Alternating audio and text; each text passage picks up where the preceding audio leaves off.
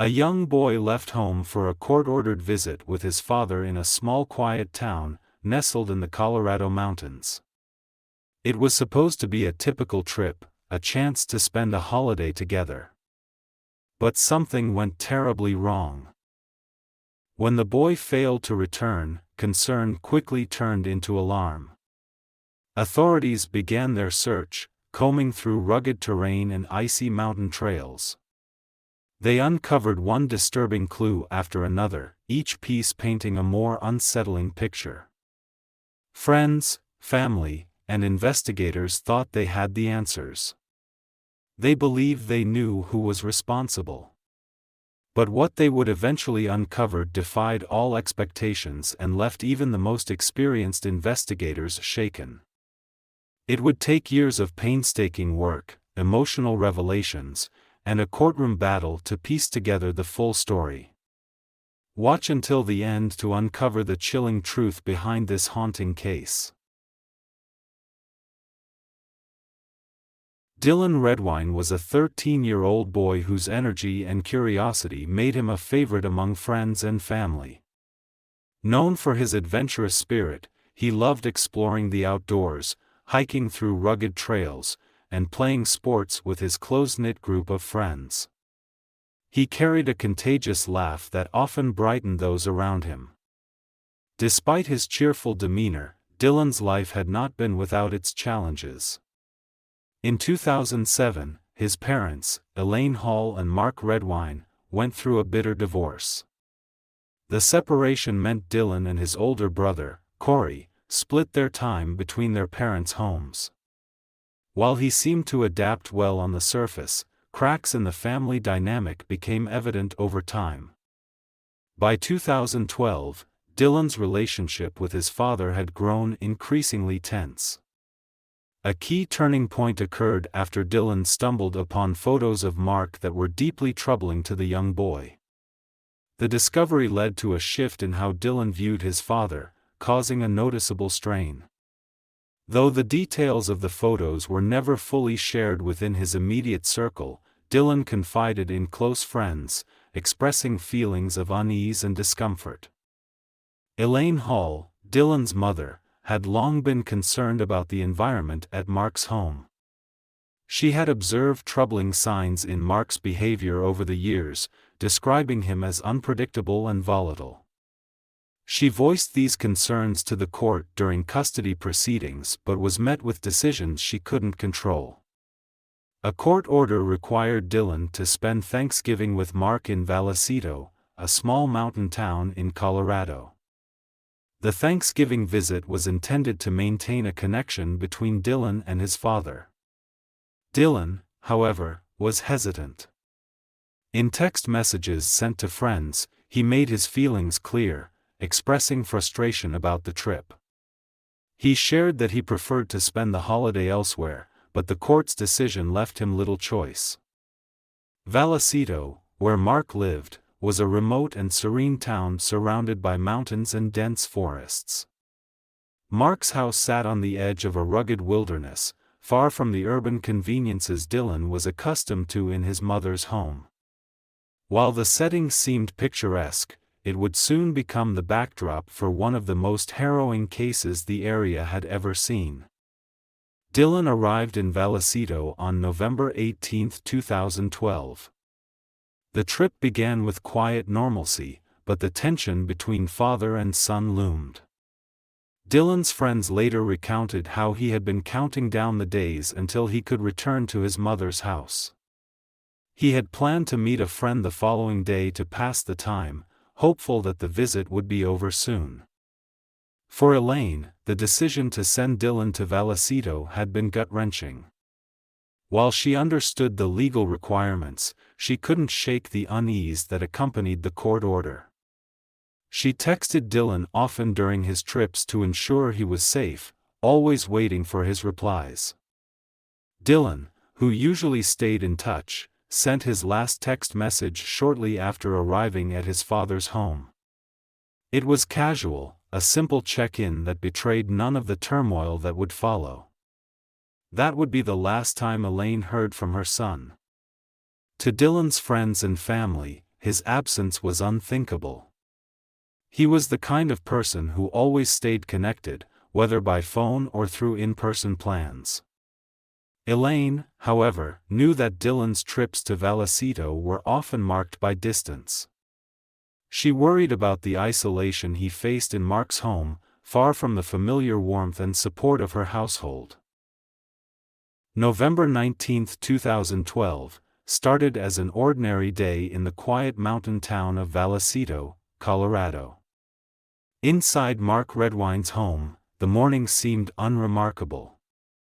A bowl of cereal sat untouched on the table, the television played Nickelodeon, and the house was silent. But by the end of that day, silence would take on a far darker meaning. Dylan Redwine was gone. Mark claimed he had left the house early in the morning to run errands, assuming Dylan would still be asleep when he returned. But when he walked back into the living room, Dylan wasn't there. His backpack, clothes, and shoes remained where they had been the night before. His phone was left behind, and the bowl of cereal on the table remained untouched.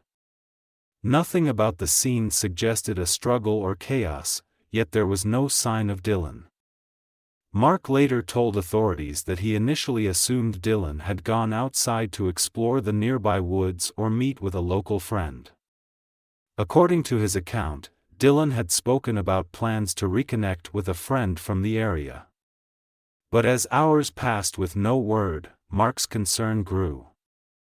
He reached out to Dylan's mother, Elaine Hall, to inform her that Dylan was missing. Elaine's reaction was immediate and urgent. She knew her son, and she knew something was wrong. Dylan wasn't the type to leave without his phone, and he never missed an opportunity to stay in touch with her. Elaine tried calling Dylan repeatedly, but there was no answer. She urged Mark to contact the authorities. By the afternoon, law enforcement became involved. The initial search focused on the surrounding area, a dense wilderness of thick pine forests and rugged mountain trails. The terrain was unforgiving, with steep inclines and hidden dangers, making the search both challenging and urgent.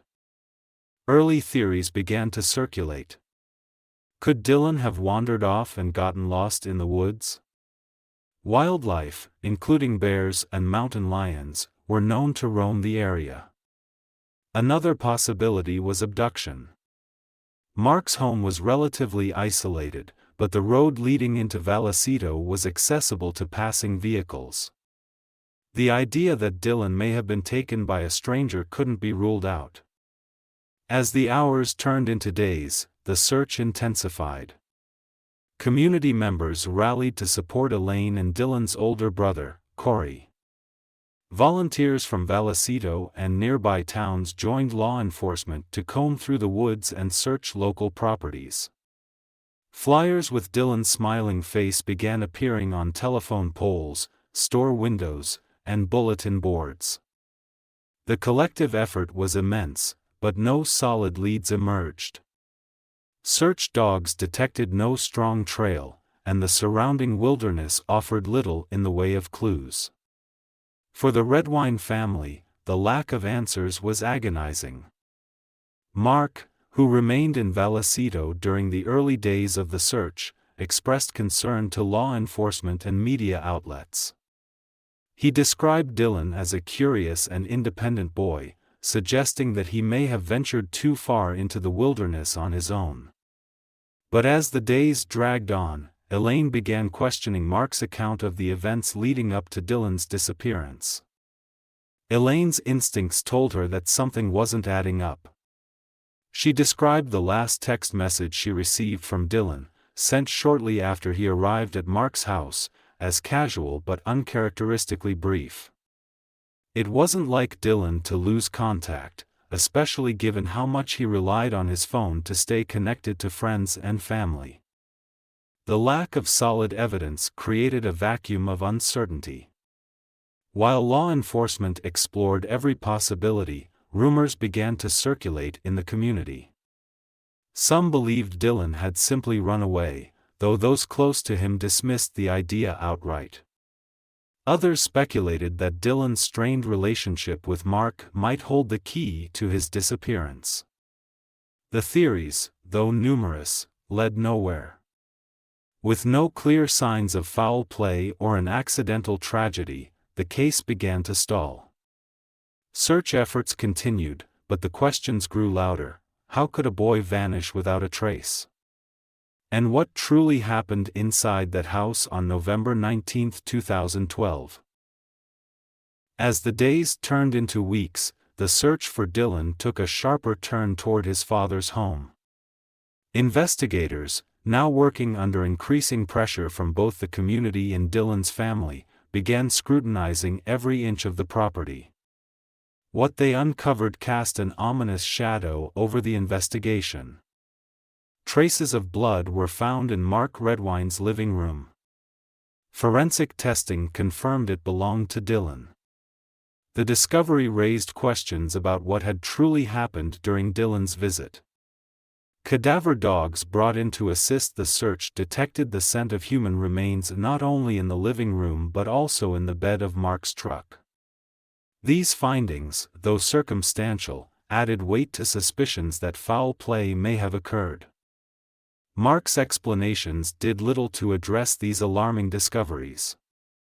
He maintained that Dylan had simply wandered off and suggested that wildlife or an unknown stranger might be responsible. Despite these claims, Mark avoided answering specific questions about the evidence found on his property. His behavior during interviews grew increasingly defensive, fueling doubts among investigators and the public.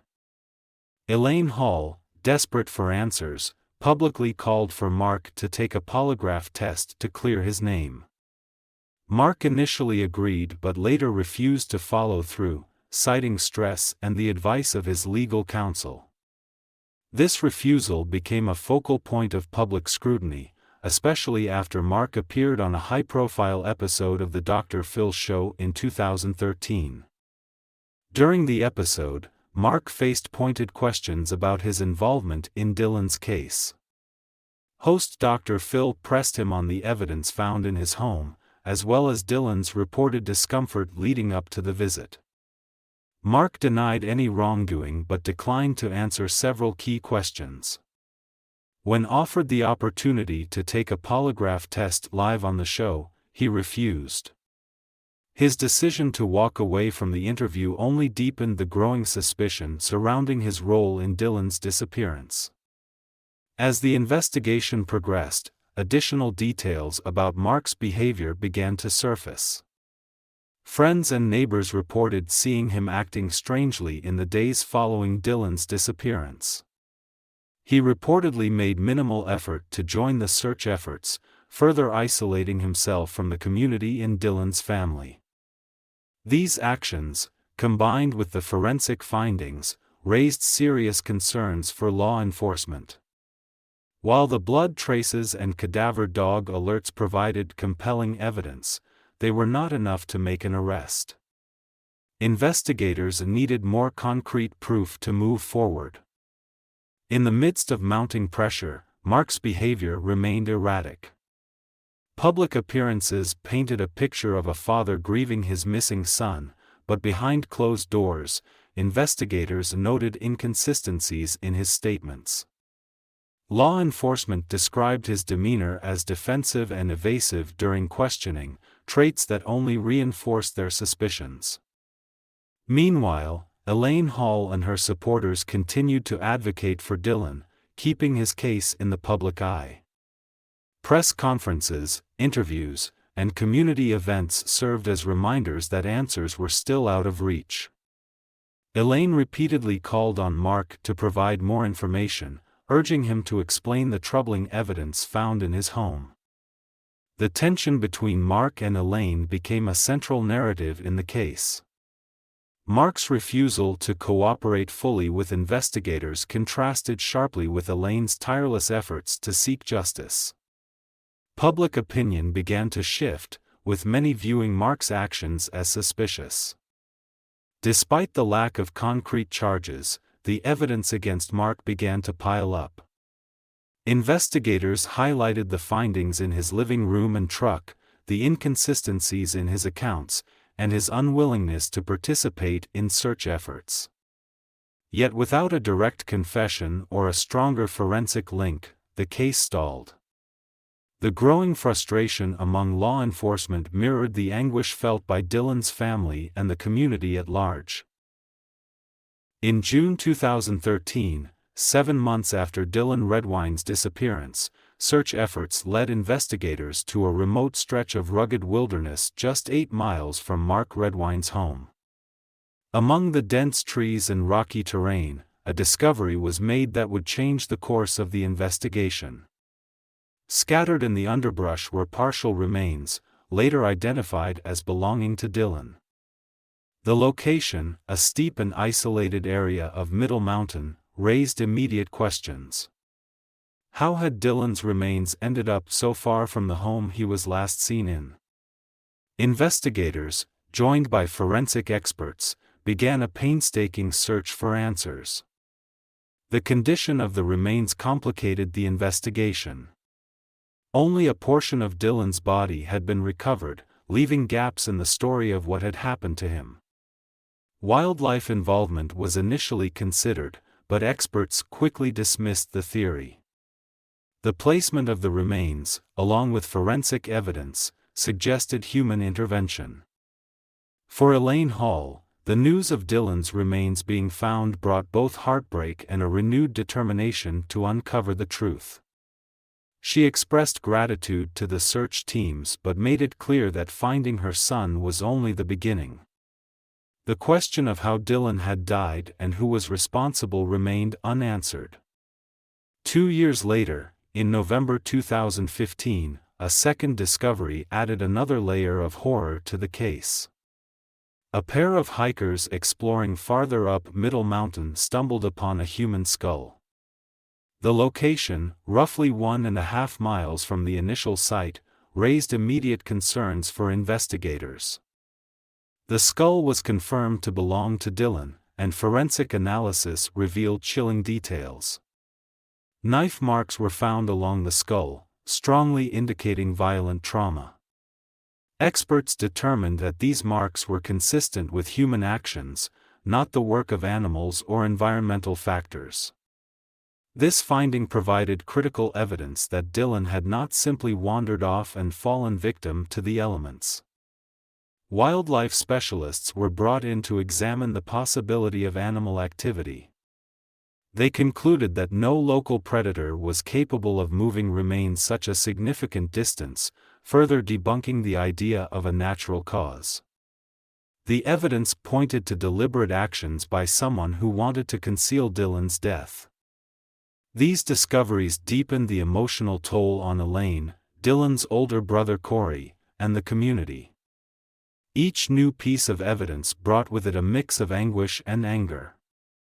For Elaine, the confirmation of violent trauma was a devastating blow, but it also strengthened her resolve to seek justice for her son. The search for Dylan had brought the Vallecito community together in an unprecedented way. Volunteers who had spent months combing through the wilderness now found themselves grappling with the reality of the discoveries. The confirmation of foul play sent shockwaves through the small town. Residents who had once offered support from the sidelines now voiced calls for accountability and answers. Investigators faced a complex puzzle. While the remains provided crucial evidence, significant questions lingered.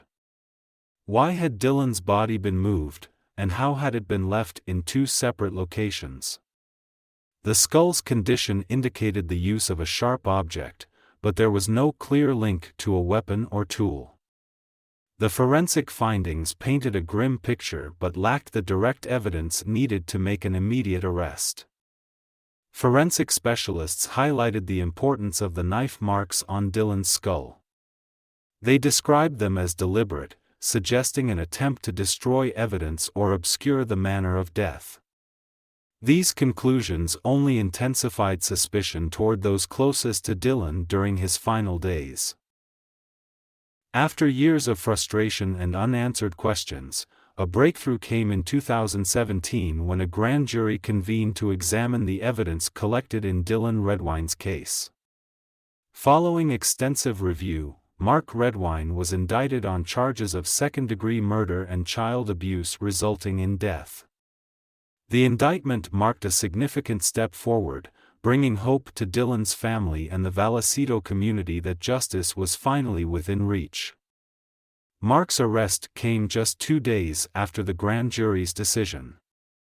He was located over 1,000 miles away in Bellingham, Washington, where he had been working as a truck driver.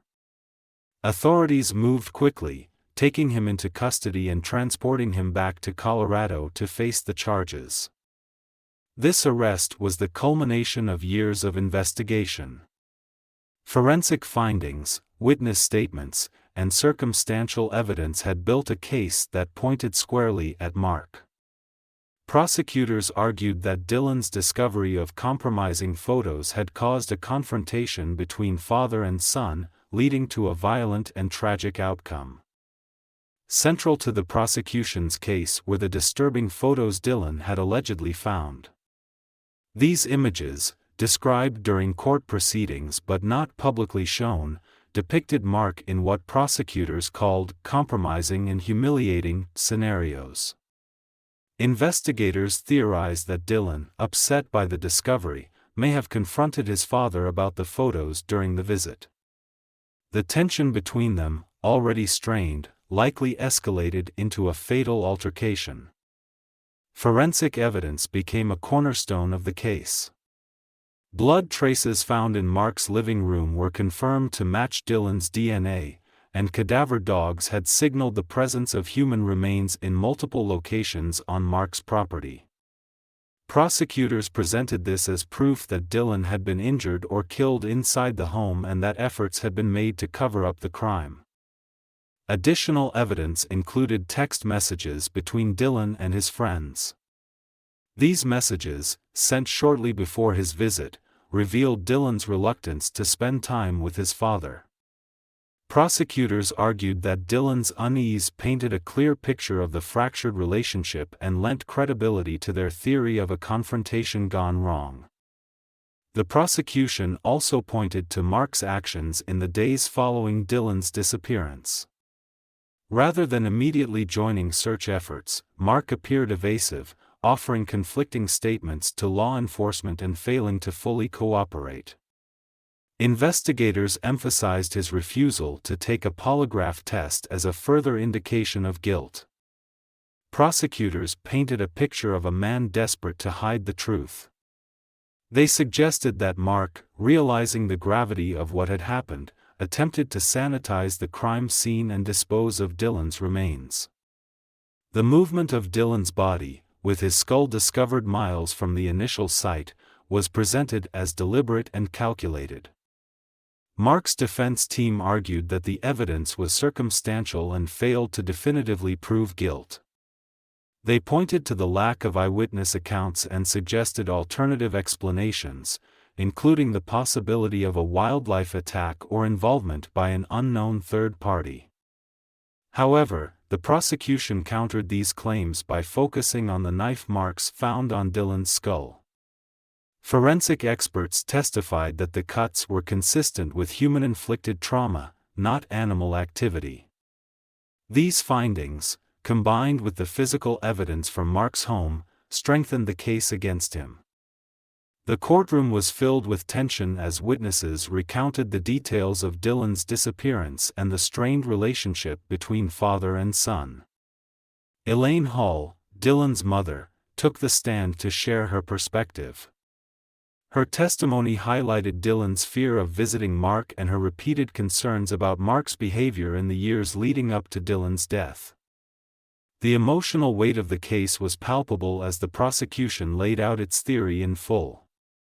They argued that Mark, fueled by anger and embarrassment, reacted violently during a confrontation with Dylan. The attempt to hide the evidence and mislead investigators was described as a deliberate act to evade accountability. As the trial progressed, it became clear that the evidence, though circumstantial, formed a cohesive narrative. Each piece pointed back to the same conclusion: Dylan's life had been cut short in a moment of rage, and the man responsible was now sitting in the courtroom.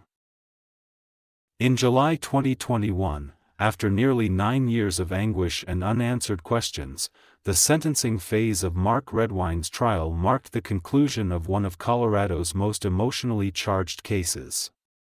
The courtroom, filled with Dylan Redwine's family, friends, and supporters, fell silent as Judge Jeffrey Wilson prepared to deliver the sentence. Mark Redwine was sentenced to 48 years in prison, the maximum penalty for his convictions of second-degree murder and child abuse resulting in death. Judge Wilson's words were direct and unwavering, addressing the impact of Mark's actions on Dylan, his family, and the broader community. The judge stated, "You killed your son, a 13-year-old boy. At that age, he was still just a little boy. As his father, it was your duty to protect him, but instead, you inflicted injuries severe enough to take his life in your living room. Afterward, you didn't think about Dylan. You thought about yourself. You sanitized the crime scene and concealed his body." The court also heard from Elaine Hall, Dylan's mother, who stood before the judge to express her grief and the toll the years of waiting had taken on her family. Her voice, steady but emotional, carried the weight of nearly a decade of loss. She acknowledged the sentence as a form of justice, stating, "There will never be enough time for taking Dylan's life, but at least now he will never walk free again. Justice, as far as it can go, has been served." Elaine's words were a reflection of the pain felt by many in the courtroom. Her fight to keep Dylan's memory alive and push for accountability had been a constant source of strength throughout the trial. During the sentencing hearing, prosecutors emphasized the gravity of Mark's actions. District Attorney Christian Champagne called attention to the lack of remorse Mark displayed throughout the trial and the calculated attempts to mislead investigators. Champagne stated, "He stands before you refusing to accept responsibility, showing no remorse, reflecting the same cold-hearted murderer's heart that killed Dylan Redwine. This alone justifies the maximum sentence." The prosecution's argument resonated with the judge, who highlighted Mark's lack of accountability as one of the aggravating factors influencing the sentence. Mark Redwine, however, maintained his innocence during the sentencing. In a brief written statement read during the hearing, he described the trial as a miscarriage of justice and his conviction as a fake conviction resulting from a sham trial. Despite overwhelming evidence presented against him, Mark showed no remorse, instead reiterating his intention to appeal the decision. In the courtroom, this defiance only deepened the emotional divide.